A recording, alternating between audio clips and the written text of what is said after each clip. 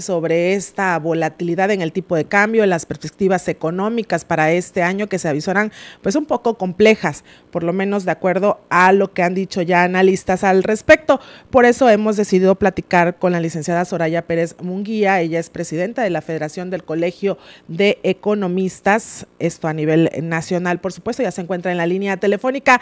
Buenas tardes, Soraya, ¿cómo estás? Muy bien, mucho gusto, Dulce. Realmente un gusto poder estar contigo. Gracias por tomarnos la llamada y la verdad es que pues da gusto saber que tabasqueñas pues han llevado a cabo un trabajo importante y han sido reconocidas a nivel nacional. Has ocupado diferentes cargos en el ámbito a nivel nacional, en la Secretaría de Hacienda, y bueno, ¿qué te puedo decir? Hay muchos, pues tu currículum es muy amplio en este sentido y ahora presidenta de la Federación del Colegio de Economistas. Coméntanos, Soraya, ¿qué perspectivas tienen los economistas para el presente ejercicio? Antes que nada, muchas gracias, Dulce. Te lo agradezco muchísimo. Y pues sí, me encanta tener la oportunidad de poder estar en tu auditorio, pues mi tierra, aunque yo tengo un par de años viviendo en México, pues siempre trato de estar cerca de Tabasco y bueno, en la medida de mis posibilidades, poder apoyarles en lo que requieran. Mira, te platico, la Federación de Colegios de Economistas somos un gremio de más de 60 años, agrupamos a 24 colegios que son los que legalmente están constituidos y hoy representamos una gremiación de más de 3,000 colegas economistas de gran prestigio en todo el país y como cada principio de año pues también pues hacemos un planteamiento del análisis económico que se avecina en el año. Y bueno, no estamos ajenos todos, y especialmente tú que eres una gran conocedora de estos temas, Dulce, que el panorama internacional es bastante complicado. Tenemos un escenario de muy alta volatilidad internacional y México, como otros países, inmerso en un contexto global, pues no está ajeno de las repercusiones de esto en nuestra economía interna. El primer elemento de volatilidad externa es porque la segunda economía más grande del mundo, que es China, y que por muchos años impulsó el crecimiento económico en el mundo, con tasas de crecimiento que iban en 2 dígitos, pues tiene una franca desaceleración desde el año pasado y además tiene una situación de bursátil compleja y que nos da muchas luces sobre que la situación dentro de esa economía no está tan bien. El año pasado decidieron, ellos tienen un tipo de cambio fijo, así lo decidieron, pero el año pasado decidieron depreciar ligeramente su moneda, fue una depreciación muy pequeñita, 1%, pero sin embargo la bolsa cayó muchísimo, la bolsa china. Cayó en ese momento, creo que cayó entre 5 y 6%. Ese mismo ejercicio que pasó a mediados del año pasado, pasó a inicios de este año.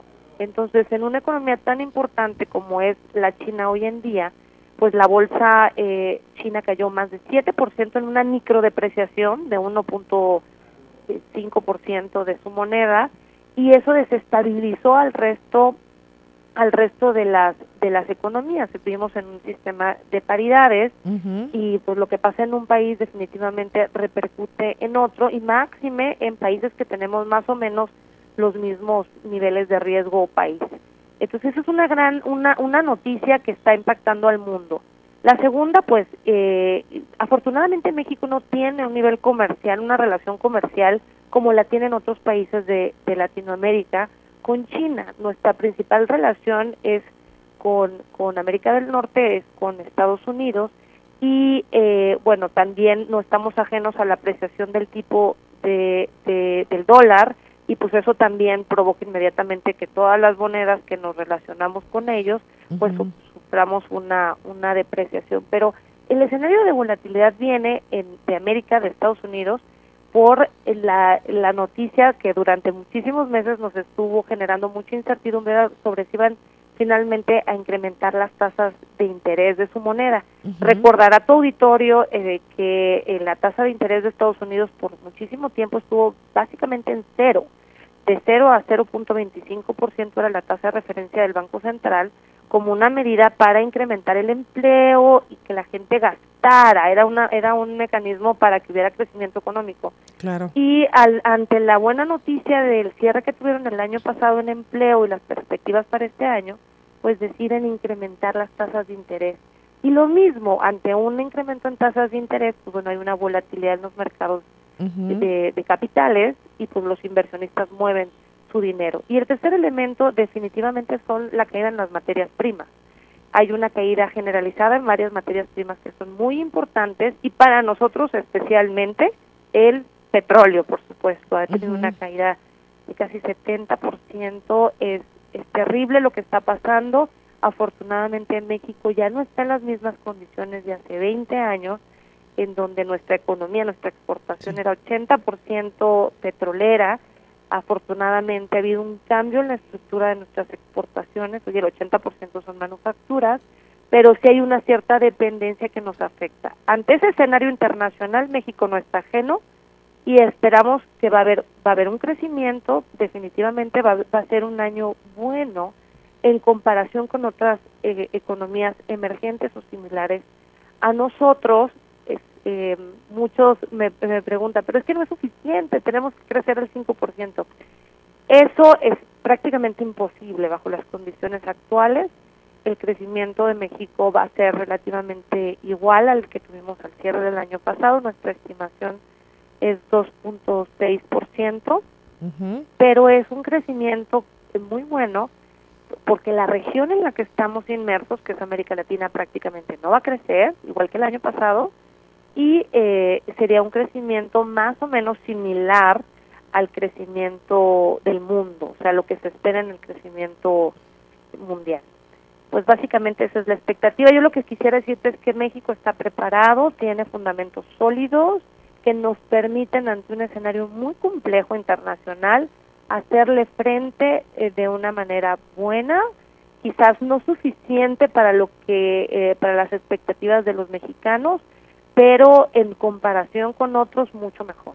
Con este repunte que va a tener la economía mexicana que se está previendo para 2016, ¿cómo se va a reflejar en los bolsillos de los mexicanos? O también, ¿cómo se pueden preparar las micro y pequeñas empresas que son las que también padecen más las crisis económicas?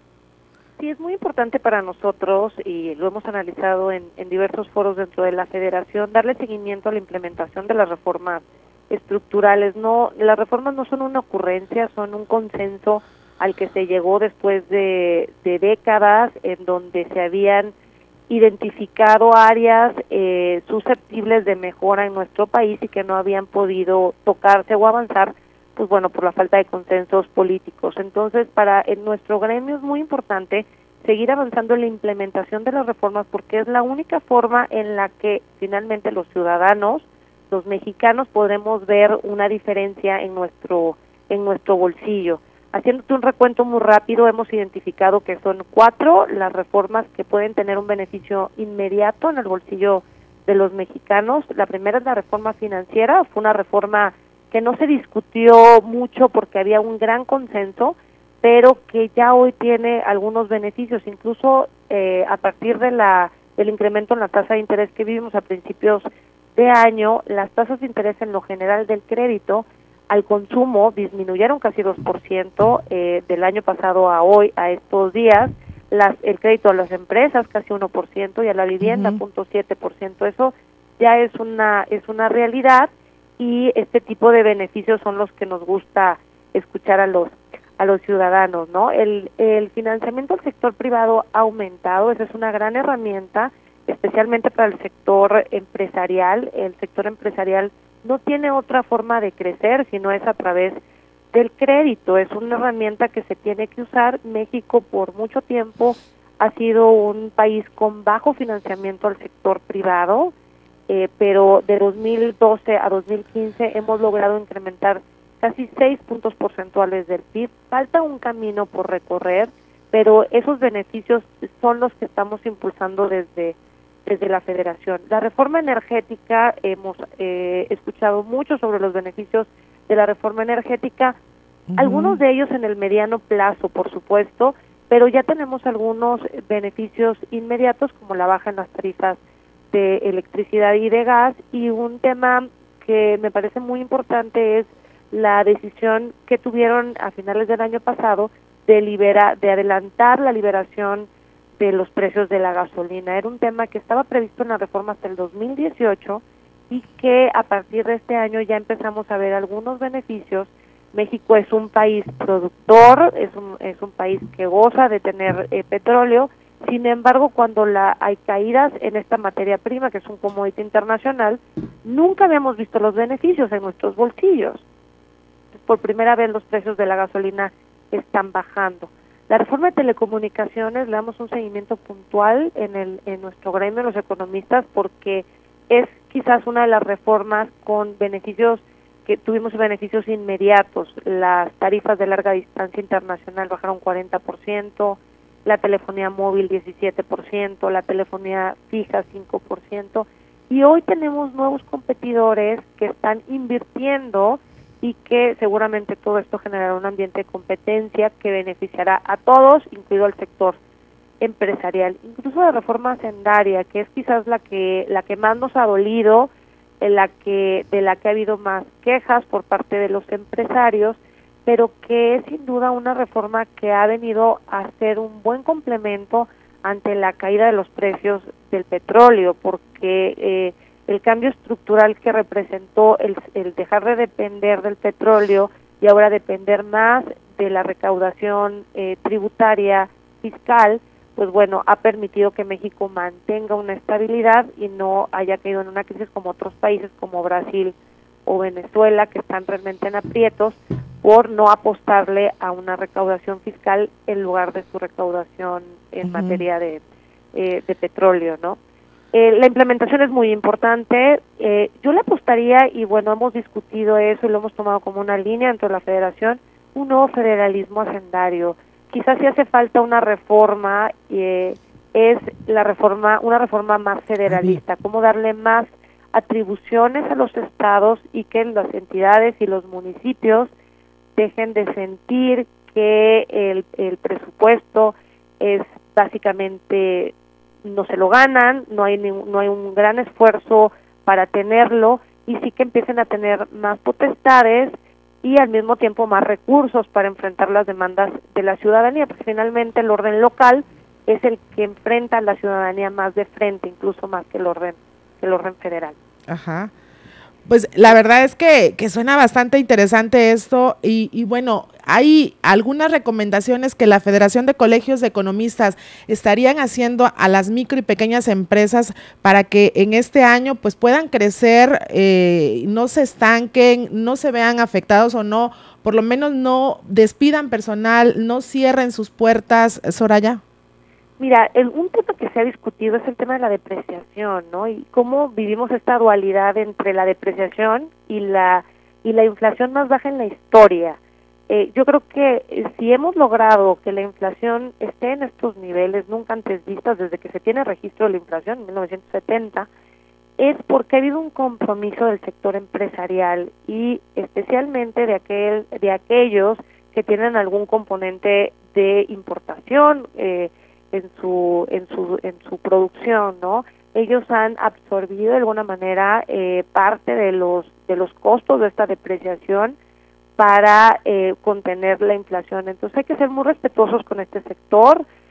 Yo creo que hay un ambiente de mucha confianza con el Banco Central, va a seguirle apostando a la estabilidad de precios. Hemos tenido algunas reuniones con ejecutivos del banco, de la Secretaría de Hacienda, y hay un sentir sobre que una vez que termine el periodo de volatilidad que tenemos, el tipo de cambio va a volver a los niveles anteriores. Yo creo que esta es una noticia que los empresarios deben de tomar como positiva y que sí implica un periodo difícil tal vez en el corto plazo, pero seguramente esto va a regresar.